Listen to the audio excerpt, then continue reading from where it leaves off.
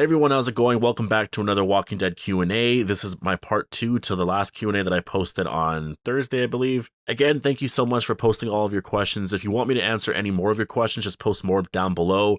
I'm going to be using questions from this Q&A and the last Q&A for my following Q&A next Sunday. But of course, before we begin, I do have to warn you for spoilers for The Walking Dead Season 10A. And also as a reminder, if you want more Walking Dead content like this, just make sure to be a subscriber. I post reviews for each episode. I do trailer breakdowns and information breakdowns whenever we do get new info on the show, the Rick Grimes movies and all that kind of stuff. I do expect we're going to get something pretty soon with the Rick movies, though I'm not expecting this year. If anything, it'll be in January or like early February, something like that. So yeah, if you want Walking Dead content like that, just make sure to be a subscriber. So Q&A, when the war with the Whisperers is over, should our group invite any surviving Whisperers to join Alexandria, or should they all be killed off? I think they should all be killed off because the show has always done that. Whenever we encounter a new villain, we always allow them to come in. Like with the governor, we defeated the governor. We allowed all the Woodbury residents in. The same thing happened with the Saviors. And so I want with this group anyways to just be a little different. Maybe you just kill them all. I mean, how do you integrate a Whisperer into society anyways? I don't think you can. So I think just that right there, it would just be impossible to even do that. I think a few people, maybe like one or two people, depending, like Gamma, for example. I think she could work only because she hasn't been with the Whisperers for that long. I think it would be interesting to have a Whisperer in general, a part of Alexandria. I think it could work. But for that, we already have Lydia because she was with the Whisperers for a long time. We haven't seen her do anything crazy, but she is having a hard time adapting to this, I guess, just this new way of life for her. So on that aspect, we kind of already have that. I would be open to having another Whisperer, sure. But if any Whisperer is going to turn good, it has to be Gamma, in my opinion. And so, yeah, I think they should probably just kill them all off. I don't even think they're going to have a hard time anyways, because they're going to be dealing with that horde. I think all the Whisperers are probably going to die then. Yeah, it's not going to be much of an issue. Q&A, do you think Virgil's orange backpack might be the same one that has lasted throughout the Walking Dead history? And Michonne notices that, so she goes with Virgil just to see. I don't think she noticed the orange backpack. I think she just kind of went with him just because she can find weapons over there that could help them potentially defeat the Whisperers. I think the use of the orange backpack is just an Easter egg. It's kind of like the use of that Velveteen Rabbit, I guess, that like Judith had and then Gracie had, and I think Lydia had it at some point this season, right? I can't remember exactly. I feel like it was used this season or last season at some point. Anyways, it's kind of like that. It's kind of like the letter A. It's like an object or just a thing or symbol that they use quite a bit. I don't think it means anything. I haven't heard any explanation for it anyways. So yeah, just to sum up, I don't think that's why Michonne went with Virgil. Q&A, what is your favorite location our group has been at? Mine has to be the farm. I think I might have to agree with that. I think my favorite location would be the farm. I mean, I love Alexandria, obviously. We've been here since season 5. Like, we've been here for half the series already at this point. I guess most of the series, if you're including 5, 6, 7, 8, 9, and 10, right? There's only 4 seasons where we weren't in Alexandria. So, I mean, obviously I love Alexandria. It's Rick's home. I think this is our character's home now. Besides this, I mean, I'm not that big of a fan of the Sanctuary, to be honest. I think it just reminds me of season 7 and 8 too much. Oceanside, I do like because of this season, but the Kingdom and the Hilltop, I mean, they're all right. I prefer the Hilltop over the Kingdom, but still not my favorite. I really like the prison. I like all the stuff that happened in Atlanta, like that camp and stuff like that. But yeah, in terms of a community, or I guess a place that they stayed for a long period of time, I would have to, I think, go with the farm. The farm, to me, there was just a lot of stuff that happened on that farm. It was a nice, simple story. That's where Shane died. That's where we met Maggie and Hershel. We got a lot of the storylines that we have currently to this day. So yeah, I would have to go with the farm, I think. Q&A, what do you think everyone's reaction to Maggie coming back would be like? I think when she does come back, a lot of people are going to be really, really surprised, obviously. I don't think it's going to be that emotional. I think it might be more emotional for the fans. I think it depends on the situation, to be honest. If they're stuck in the Whisperer horde, and just like the theory I suggested the other day, if Maggie returns and she has a bunch of Commonwealth soldiers, they're just going to be so thankful, you know? But if she returns and sees all the destruction of Alexandria and she just kind of pops in town sort of thing, their reaction's probably just going to be like, oh, hey, you know what I mean?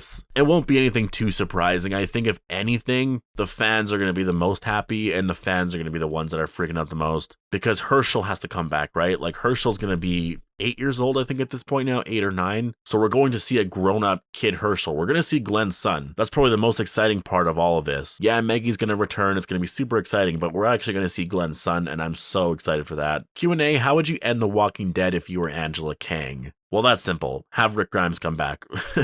That's the only way you can end it. At this point, that is the only logical conclusion, is you have him return to Alexandria and he's just, and they live happily ever after, basically. He returns, and then maybe at the final moments or final 5 minutes, you do some sort of cut to like 30 years in the future. Maybe he died or something. You see the statue and Judith, RJ, they're all old. Everyone's super old, and you do something like that. But I think the main part of it is you have Rick Grimes come back. I think that's the only way you end The Walking Dead, at least in a good way. You can't end it with just the characters you have on the show and they defeat a villain or something like that. You know what I mean? The show has always been centered on Rick. It still is to this day. We still have all these questions about the Rick Grimes movies and if people are going to find out if he's alive and all of that. Like, he's still very, very much alive on the show. And so I think the ending needs to be surrounding him. And I think they just have to bring him back, to be honest. Q&A, how do you think The Walking Dead will portray Rick's death or survival to Michonne, and how will she hide this from the rest of our group? Well, they could easily show us or tell us, I guess, in the mid-season premiere, or I guess in episode 12 with Michonne's final episode. So I'm not sure how they're going to do it. Obviously, it could be through a ton of different ways, like Virgil knows Rick, or there's something there where it shows Rick Grimes' name on some board, or just any way there. There could be something to do with the naval base. There's a ton of different ways Michonne can find out. As for how I think she's going to hide it from the rest of the group, I don't think she should. And I think if she does, I'm going to be super pissed about it. Like, yeah, overall, I'm happy that Michonne's going over there. I'm happy to see that reveal and to have at least one character find out. But for her to not tell anybody, I think would just piss me off, to be honest. It's like, really? You couldn't tell Daryl, Judith, RJ? Like, you couldn't let them know that he was alive? Q&A, do you think The Walking Dead show will end with Daryl and everyone else going to where Rick is at and then have the story end with the final Rick Grimes movie, since Andrew Lincoln said he wouldn't return to the show? That is obviously a possibility. Like, obviously they could end the show somehow where they transition into the movies. The thing is, that's not an ending to the show, and the show will just always feel like incomplete. In 20, 30 years, when people start watching The Walking Dead, you're going to be watching The Walking Dead hoping to get an ending, and then it just doesn't end. You might not be aware of the movies, and then you'll have to watch a movie to get the ending. It just makes no sense. So I hope they don't do that. I know that idea has been thrown out there. People have talked about that, but I don't want that to be the way they do it. Maybe if they can end it where the show does have a very good ending, where maybe Rick does come back, and we get that reunion, and then at some point they just leave, sort of thing. They leave Alexandria, or maybe the third movie takes place in Alexandria and then they go somewhere else, sort of thing. I think that could work. But Q&A, do you think it would be a good idea to keep Alpha alive and kill Beta instead? I don't think that would be a good idea, because I just really want to see the moment where Negan shows up to Alexandria with Alpha's head. I just want to see that. I want to see what that looks like on screen, because in the comic when it happened, it was such a thrilling moment. It was just so exciting because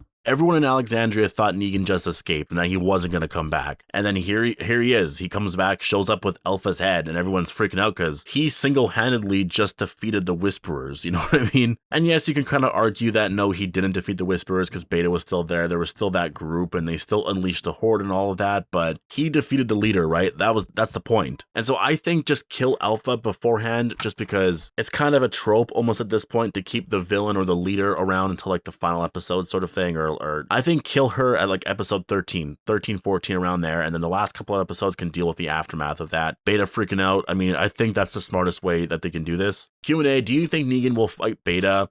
For sure, definitely that's happening this season. I think if they missed that and didn't actually do anything with that, it's just I'm not worried about it. They're definitely going to do that because they already set it up. Like, they already set up the idea that Beta and Negan don't like each other. Beta just really doesn't like him at all. And so, again, this kind of goes back to the question before. I think it just makes perfect sense for Negan to be the one to kill Alpha, because it really builds up that tension there between Negan and Beta. And actually, that could be a big epic fight towards the end of the season. That could be the big fight of episode 15. It could be this massive brawl and Negan just somehow kills Beta. I know it might be unrealistic. They'll have to figure out a way to do it, but I think you have to have those two characters fighting. I'm like very, very certain they're going to do that. I think it's already been set up. Q&A, do you think Corey Hawkins is going to be or will be in the Rick Grimes movies? I think he's going to be in the first movie, and the other ones I'm not too sure. Just because, just from what I know, at least coming from a Walking Dead point of view anyways, Corey Hawkins is always busy. He always has stuff to do. He's always filming something. So I don't know if he would want to do Walking Dead movies. I don't think he would want to do 2 or 3 movies. He would probably just do one. And I think they only really need to do one with him. Heath isn't that big of a character. Have him in the first movie and then die in that movie. Maybe he I don't know, have him die for a purpose or for a cause. He's not that big of a character. I think you're able to kill him off. And at that point, you won't have any of these questions or theories going around forever. Like, what happened to Heath? Q&A, if Carl was still alive and Rick still was missing, how do you think his TV version would react to the Whisperer arc? Considering TV Carl is pretty different from comics Carl. I actually don't think there would be much difference in terms of, I guess, the story. I think if Carl was around, Henry probably wouldn't have died. I think things would have been different. Actually, Henry could have died because it's possible that Henry was still going to be a part of the fair, and then Angela Kang still would have chosen him to die. But there probably wouldn't be much difference in terms of the story, in terms of actually reacting and the portrayal of the character. Yeah, there'd be a lot of differences there. I mean, I think it's pretty easy to imagine. You can imagine Carl and what he would be like now. He would look much older.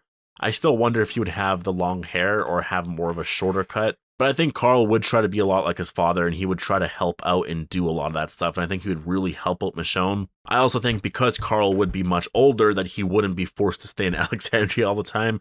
I think he would actually be out there doing things with Daryl and stuff like that. So, and that probably would have been a really important part of season 9. Daryl not allowing Carl to come out and do certain things, and Carl would be like, I'm a grown man now, you know, I'm 20-something years old. I can do this. You can't keep treating me like I'm 10 years old or whatever. And so, yeah, I think that would have been really interesting. But sadly, we're not ever going to get that. Thank you guys all for posting all of your questions. I really, really enjoyed answering all of them. If you want me to answer more, just post more questions down below. I'll post my next Q&A next Sunday. But I hope you guys all enjoyed the video. Make sure to be a subscriber if you want more Walking Dead content like this. And thanks for watching.